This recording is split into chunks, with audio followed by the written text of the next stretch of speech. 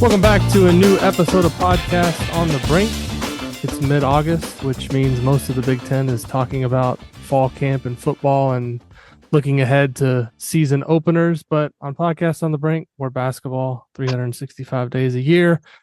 And no person better to talk to, in my opinion, than Bart Torvik, who is the creator of the T rank, which a lot of you who read Inside the Hall are familiar with, because Bart, once the season ends and he starts making sense of the transfer portal and getting the rosters in, has his early season projections up, I think, as early as anybody for next season. And I don't know if he loves the fact that I cite them so often because they're always a work in progress, but we do cite them often on Inside the Hall. And Bart has been kind enough to take some time on this afternoon to join us on Podcast on the Brink. Welcome back to the show, Bart.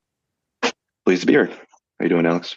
I'm doing great. So you actually made the news in early July when the NCAA announced that your rankings, the T rank, are going to be included on the NCAA Tournament Selection Committee's team sheets, which help them, guides them, I guess, in the selection process for the NCAA tournament. I mean, obviously, you've got to be proud of what you built with the site and the analytics that you've been able to deliver to the fans. I guess, how did it make you feel when you heard that the NCAA wanted to utilize these rankings, and kind of what went into that process for them to add that to the team sheets? Sure. Yeah, obviously it's cool. And yeah, I'm proud, I guess. It's also a little bit scary. One of the things about my site is, it's a free site. So I feel that that sets expectations pretty low as far as what kind of service I have to deliver. And if I get a box score wrong, it's 1 out of 5,000 box scores. Not such a big deal. So it puts a little bit more pressure on me to be accurate about things. And obviously I should do that anyhow. But so there's that aspect of it. But overall, obviously it's kind of an honor. I think the way it went down is Jeff Sagarin, who had been on the team sheets for years before this, I guess he retired last year, sort of without warning to the NCAA, at least. So there was just kind of a column missing on their team sheets. And I think that my rankings were probably the most used among committee members, perhaps to replace that. So they just reached out to me and asked me if I'd be willing to do it. And I said, sure. Although I did the other, honestly, kind of bigger news in my view on that day was that they're also adding another rating on sort of the resume side, a wins above bubble or WAB or WAB, however you want to pronounce it, resume type rating that's going to be based off the net, which is something I've been advocating for years. And I think that it's really one of the best ways to evaluate a team's record, basically, for purposes of selection in particular, and also for seeding, in my opinion.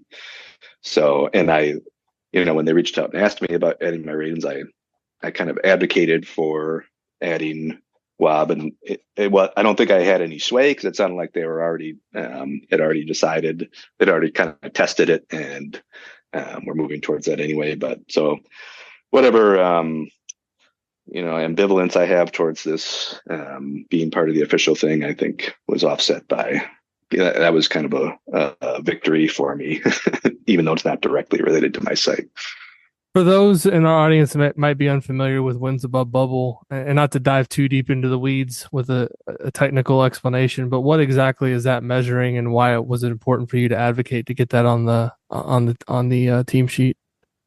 So basically, wins above bubble is just one number that corresponds to how good your record is, and the way it's calculated is you can calculate using any power rating system like KenPom or mine or the net. How many wins a bubble quality team would have against your schedule.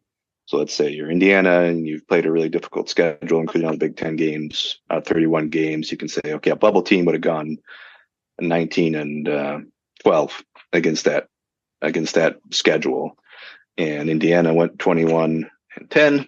So they're they're +2 in wins above bubble. They've won 2 more games than a bubble team would be expected to. And then you look at maybe Davidson or something, a good team that plays in a lesser conference. You can say, well, a bubble team against that against that schedule would be 26-5, and Davidson's 27-4, so they're only +1 WOB, so still a bubble quality theoretically, but not as good as Indiana in this hypothetical. And obviously, you can reverse it. So it's the reason I advocate for it is because it's kind of the fairest and most theoretically sound way to evaluate the diversity of schedules and records that we get in college basketball, which is one of the great things about college basketball. So many teams, so many different schedules, but it's also the biggest issue for the selection committee is how do you evaluate that diversity? And this is, it's theoretically sound. Doesn't mean it's always 100% correct, but it's the best way, I think, to do it. So, as we both know, the transfer portal just continues to pick up steam each year. I think, I don't know, I have the stats in front of me, but it was as busy as ever this spring with all of the player movement around the country. And your site's a great resource for trying to keep track of teams and roster movement.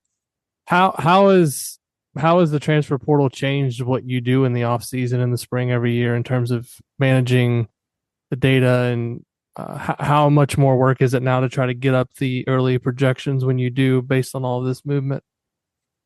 It's a little bit more work. I'd say there have always been transfers, so I've always had a way to track them. And there's more, there's a certain number of transfers that nobody ever really knows about or that don't get announced, so those are, I think, as a percentage stay the same, but there's just more of them because there's more transfers. So keeping track of rosters is that much harder. And I do my best, but I kind of rely on people to tell me when a roster's wrong, So if you see a roster mistake, go ahead and hit me up on Twitter or whatever. Until, a few weeks before the season, then I can pull official rosters and things like that. I would say the biggest issue I have with it is now there are entire teams that are 100% transfers, basically, and not, bottom feeder teams. There's like Arkansas, teams like that. USC is probably pretty close too, right? Yeah, I think so. Yep. And, nowadays, if there's a coaching change, the coach will take a bunch of players with them, and whether it's a mid-major moving up or Eric Russelman and recruits too. And my projection system has always been, or at least for quite a while, pretty player-based. It builds from the player projections up. But there are team aspects, and there's sort of like permissible bounds for a given team to be within, just because in the past I've noticed when I didn't have that, it kind of gave some crazy projections. So I added some guardrails essentially, and I'm taking a look at that stuff again with transfers. And this summer I incorporated a new projection system, sort of an add-on to the old one that's even more player-based to try and account for this, because I did some back testing, and for the last few years in particular, this is just it had better results at least. So that's the main challenge, is just these brand new teams. The name on the front of the jersey maybe doesn't matter as much for projections as it used to, and it's just a challenge. It still matters, I think, and especially as a signal for what kind of players a team is going to get, because you don't always have much data to make good projections. So it's just kind of a proxy for that, but it's a challenge for sure. So let's take Arkansas for an example. They're a brand new team, brand new roster. When someone clicks on their roster on your site and starts to look at the projections for those players, how, obviously this is all done, and you're automating this somehow with all Yes. you're not going in there and writing all this player by player. I'm just curious, when it's a new team like this, how does the model account for a new coach, and a brand new roster? And how do you arrive at the projections for each player? So the projections for the players are the core of it, and they're just basically based on their historical performance. Some things like their recruiting rank, um, and but basically how they've played in the past, kind of what their pedigree is, and then you get a projection, and then there's a separate. And this is something that I have to think about more going forward. Historically, transfers were kind of a different character of player than returners. So transfers had kind of their own projection system, and it's kind of based on, is it an up transfer? In other words, are they moving up in competition? Is it a down transfer? Because they have different averages for what happens to those kind of players. Now I'm not so sure transfers really are a different character player than returners. Right. And maybe they are, but maybe it's the returners who are the outliers now, you know? Yeah. So that's the core of it, is those player projections, which take all that stuff into account, or try to, but it's just, it's just spitting out here's what an average person with these on average happens with a person with that pedigree in that situation with those stats. So it's, very dull instrument. And then coaches, this is another thing that I'm thinking about, because I think coach movement is also kind of changing, it seems.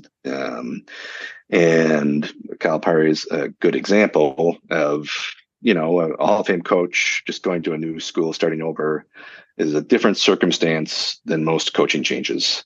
Right. And most coaching changes is a program that's rebuilding. And so there's a kind of a little bit of a regression to the mean assumed for that kind of coaching change.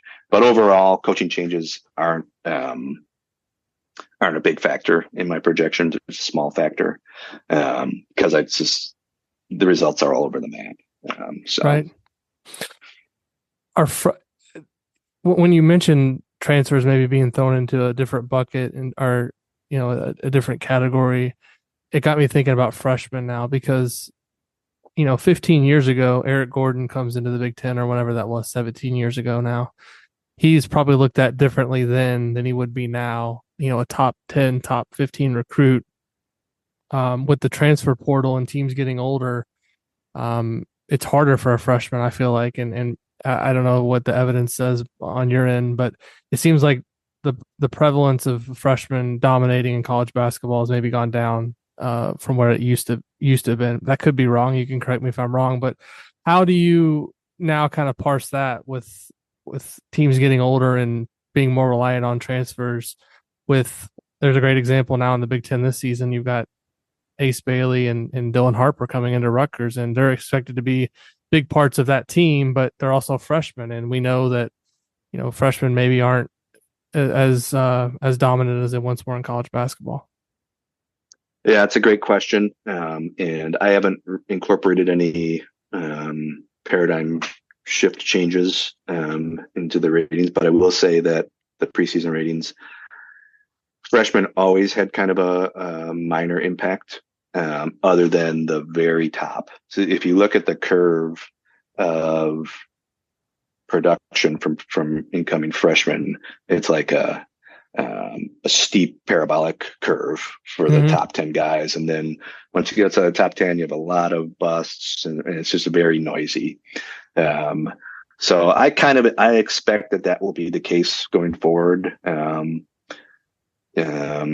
think the big difference will be maybe the distribution of where these guys go is going to change. I think there's going to be less 7 top 20 guys going to one school, or even like 4 top 50 guys, because there's just not going to be, they want playing time.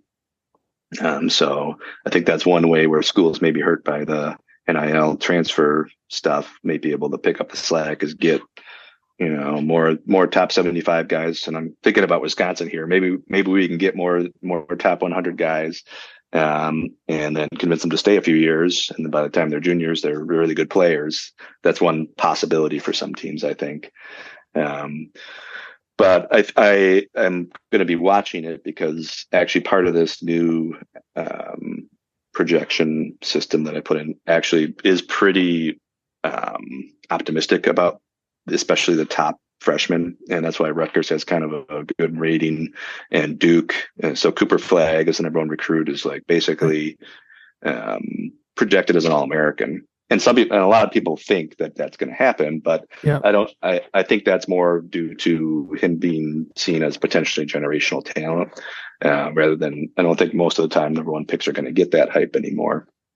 Right. So I'm watching that and going to see how that goes. But for now, it's mostly keeping the same, except that the new projection system is a little more optimistic about the very top end freshmen than the old one was, and maybe too optimistic. But we'll see.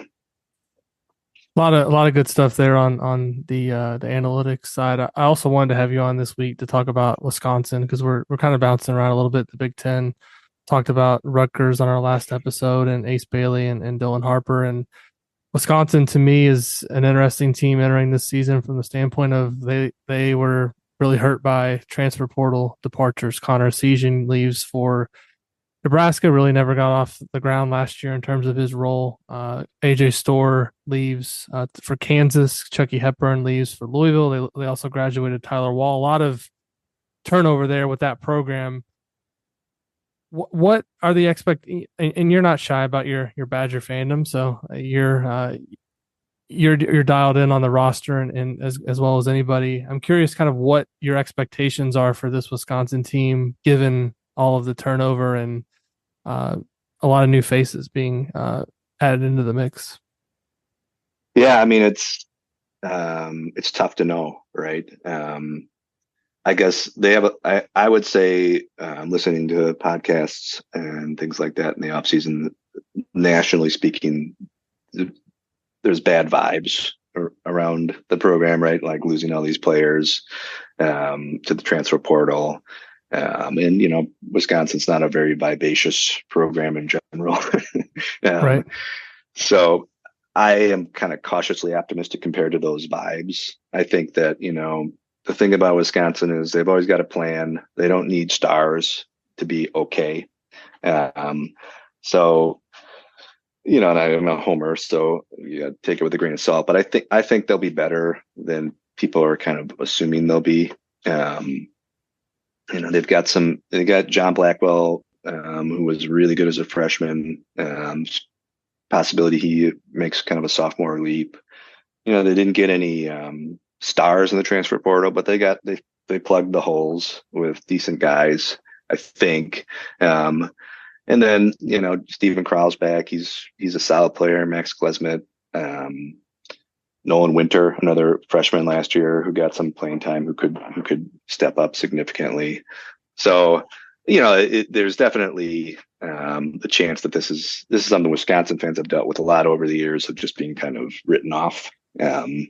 And then, it's actually, they're just the same team again, Yeah. So there's a good chance of that. And that's what I'm hopeful for. I'm not, I don't think they're going to be a top 4 seed or anything, but, a 500 Big Ten team that gets a 9 seed or something, I think is kind of what I'm hoping for. How did the fan base react to all of the attrition in terms of those guys going to the portal? Because, you don't expect AJ Storr to transfer from St. John's and then stay for 1 year and leave for Kansas when you get him. You think he's going to be a multi-year player. Same thing, after Essegian's freshman year, it was really positive. And then I don't know exactly what happened last year, but in terms of his playing time, it kind of fell off the map. He leaves. And then Chucky Hepburn was, the point guard for several years. And you think, he's always going to be a Badger and go out at Wisconsin, and then he leaves for understandably a larger NIL payday. But I'm just kind of curious what the fan base's general response was to all these moves. So Essegian was obviously not a surprise. You have a guy like that who gets benched essentially. In this era, it would have been a shock if he comes back. Mm-hmm. Whether that whole situation was justified, we don't know. As fans and observers, you just kind of have to trust the coaches on that kind of thing. And Essegian's big thing was defensive, right? He was a poor defensive player, and Gard obviously made the judgment that the offensive additions weren't worth the defensive liabilities. And last year the Badgers were a good offensive team. So it kind of made sense. And then Storr was also not a real committed defensive player. So I think it was really hard to play those two guys together. And Essegian kind of suffered for that. Obviously, if he goes to Nebraska and is the next Keisei Tominaga, that'll be tough to swallow, Right. which is a real possibility because he'll just, Tominaga, obviously not a good defender, but just got to go out there and shoot whenever he felt like it. And that's what Connor likes to do. So probably a good fit for him. And maybe it's better for both teams, but not a surprise. Similarly, Storr, by mid-season, there were rumors. And then in his last home game, he kissed the floor. So you had to be kind of willfully blind not to see that one coming. And of course, he's going to Kansas. The Badgers are always going to lose players to Kansas if Kansas wants them now. Right. They always have they've maybe won one recruiting battle in their history against Kansas for like an in-state guy, Brian Butch or something like that. But other than that, you're just like, oh, that's the pecking order, right? And we can't rely on getting the guys Kansas wants or even keeping them now, unfortunately. And so that brings us to Chucky, which was the shocker. And it was late too, right? It was pretty late. It's true.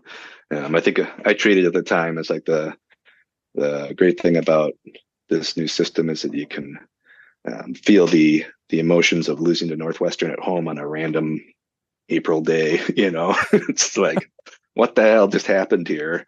Right. And not to pick on Northwestern, but that's how I grew up feeling. So, and the scuttlebutt at least is he just got a big payday, and the Badgers, and I don't think they're really necessarily given a chance to match, but that's just the way it goes. And obviously Louisville's another program it's a basketball school, proud tradition, higher in the pecking order than Wisconsin, especially when it comes to money.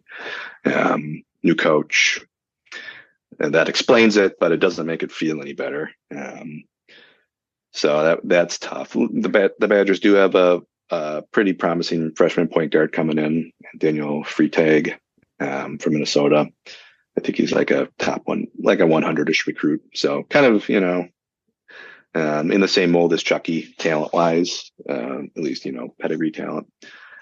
So there's the idea was that he'd have a year as an understudy, but now he's going to be thrown into it. So we'll see how that goes. Is he expected to kind of be the guy at point guard from day one? I think he's definitely expected to play. I think it might be by committee. They got this Cameron Hunter transfer, who's a guard, Max Klesmet, another guard. So I don't know if they might just go more of a point guard by committee, not necessarily have as true a point guard as Chucky was. Right. But I think he's definitely, if he's able to fill that role, it's available, I think. In terms of just this new system, I've talked before that, programs like Wisconsin, Iowa are that are maybe farther down in the pecking order in terms of the resources that they're able to allocate towards spending in the portal. Is it just going to, for them to kind of sustain the level of success that they've had in the past, is it just going to be about continuing to identify maybe under-recruited guys like, John Blackwell is a great example. No one was really talking about him entering last season, and now all of a sudden he's, I'm just starting to work on my, with Dylan Burkhardt, our top, I think we're expanding it to 30 players in the Big Ten list for next season. We got 4 new teams, right? So we got to expand the list. Oh, yeah. So, he's a guy that I'm definitely looking at for that. And is that just going to kind of be the way it is at some of these programs until there's maybe more clarity on what the model is going to be moving forward in terms of, we go to a revenue sharing model, maybe it's a little bit different and how guys can now it just feels like it's a blank check, right? You go in there and you can get what you can get. I mean, it's hard to keep a guy like a Chucky Hepburn if Wisconsin can only pay $200,000 or $300,000 or whatever they're willing to pay. And I'm just throwing out numbers here as an example. And Louisville says they're going to pay you double, then how do you blame the Right. kid for doing that? Right. Yeah, I think so. I mean,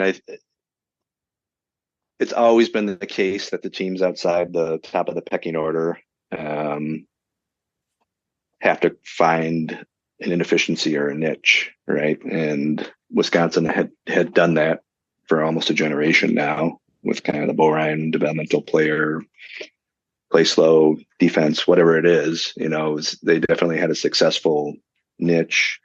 Um, will that still work? It seems like it's more difficult because part of that process was keeping guys around, learning Yeah. the system, maturing into those roles.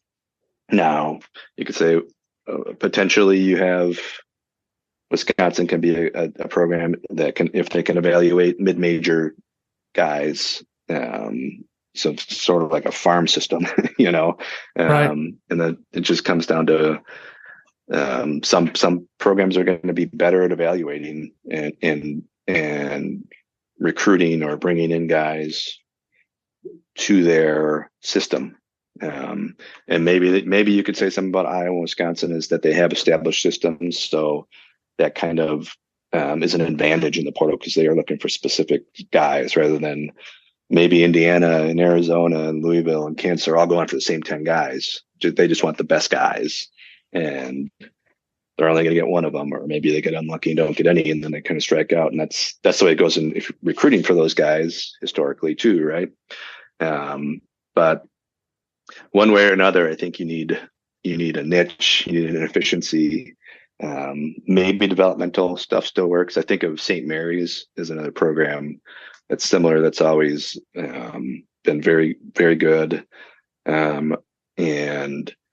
But then this year they lost Aiden Mahaney and who to Connecticut, Right. and Josh Jefferson, I think his name is, who was like a top. The previous year they had a really good recruiting class where they got like a top 50 recruit, another top 100 recruit, and then this top 50 recruit leaves after 1 year, which is not the plan for a St. Mary's type program, right? You're building around that guy for 4 years is the idea. So it's sort of decimating, but I know Randy Bennett's just like, he's just going to stick with it. He thinks it can still work, and we'll see. But it probably will take a very, very special coach to make that work. Yeah. You a guy like Blackwell is someone you look at right now, like a potential breakout candidate this season. And then in the back of your mind, as a Wisconsin fan, you're like, what happens if he breaks out? Is he the next guy that Kansas comes in and takes? Right. So that's kind of exactly. That's, John Calipari, which it was an interesting comment coming from him, but it kind of made sense where he basically said he's just going to keep 8 or 9 guys on his team like that actually play because he doesn't want to develop and showcase guys for other programs to come knocking and getting those players, which is an interesting concept coming, from him because he's usually getting the best of the best. So I don't know where there is to go up in a lot of cases in playing for Calipari, but it's definitely a different time in college basketball. One thing I wanted to ask you about before we close is, I recently put together some Big Ten power rankings for next season. I put Purdue number 1. Caught a lot of flack from obviously Indiana fans for doing that, but I happened to look over on your projections for next season right now, and I look, and lo and behold, there's Purdue as the highest ranked Big Ten team currently. When you lose a player like Edey, who 2-time national player of the year, he's gone. How do you account for that in the rankings, like, and still have them number 1? And how confident do you feel that Purdue is going to be in the mix next season in the Big Ten? I guess I'd say I feel confident they'll be in the mix. Whether they're the number 1, I would say it's unlikely. Actually, I'm just looking at the projections right now, and Purdue is the highest ranked Big Ten team, but they're 16th in the country, and then Michigan State is 17th, the Rutgers is 18th, Illinois is 20, UCLA 24, Indiana 31, on down the line. So it's a big bunch of sort of good but not great teams is that projection, right? So you're looking at a 13 and 17, 13 and 17 winning the Big Ten if these projections are correct, which they probably aren't. But I think there's no clear dominant team in the preseason coming in this year, right? Every team has some things you can say for them, and every team has some suspicious aspects to them, right? So Purdue just has that going from they've been the best team over the last 5 years or so, I think, pretty clearly, right? And they are keeping their players other than to graduation for the most part. So you feel pretty confident they're going to be decent, and that's kind of where it goes, where that projection is coming from. They've got decent guys coming back. It's a decent system. They've got a decent recent history. So they're the safest bet. But if you would definitely take the field, right? Yeah, and that's what I wrote. I wrote last year, you'd been crazy if you didn't take Purdue. And this year, it's like if you offered me Purdue or the field, I'm taking the field. But also, you can justify picking them just based on the fact that they have Matt Painter and they have, I think, the only first team All Big Ten player returning from last season, and a lot of players that went to the national championship game last season. So I didn't think it was a crazy pick. From the other list of teams that you kind of named there, just from a fan perspective, when you kind of look at the names there, is there anyone that jumps off the page as this is a team that could rise to the top? Or if you had to pick a team or two that you potentially like for next season, who would it be? Well, Indiana obviously has talent, Right. like Umar Ball, and so they got the guys. And if it comes together, then they're a team you could easily see being a top 10 team.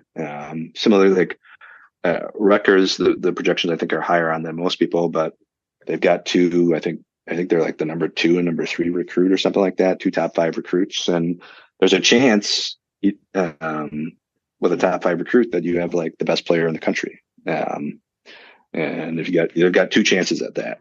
I don't know anything about those guys. Yeah. Actually, just all like based on what their ranking is. And obviously Steve Peichel, similar to Painter, like for his program, is just an amazing coach, knows what he's doing. And so there's kind of a floor on where, I guess the only counter to that is it different bringing in top ranked recruits? Will that muck things up a little? But you never know. So I don't know. It's just in Michigan State, I know the projections are higher on than most people, but even so, ranking Michigan State 17th in the country preseason typically is pretty safe bet, and they've got, they had that big freshman class last year that underperformed, but they're all back as sophomores. And maybe in the NIL transfer era, that sophomore leap isn't as big a deal, but historically that's when players make their biggest leaps. And they got like Xavier Booker in particular was a guy who just didn't play last year very much as a very highly rated recruit. And sometimes those guys really can blossom when given an expanded role. Yeah, we saw that a little bit with maybe not the exact same scenario, but Khalil Ware played. He played more at Oregon, obviously, than what Booker played last year at Michigan State. But I know there was a change of scenery, but it's not out of the question that big men sometimes take a little bit longer to figure it out. And definitely. He could definitely emerge. So good stuff, Bart. Appreciate it. Thanks. Yeah, you're welcome. Everybody can find his work over at barttorvik.com. I encourage you to go check it out. There's a lot. Sometimes I get into a rabbit hole on your site and I look at the clock and I'm like, I've been on here for 45 minutes doing things, and it's great. It's awesome that it's free and you continue to put a lot of work into it. So I know fans of college basketball are appreciative of that. So thank you for all that you do. Yeah, of course. Thank you. If you enjoy Podcast on the Brink, please leave us a rating or review on Apple Podcast or a 5-star rating on Spotify. We would really appreciate that and appreciate your support. And we'll be back soon with another episode of Podcast on the Brink.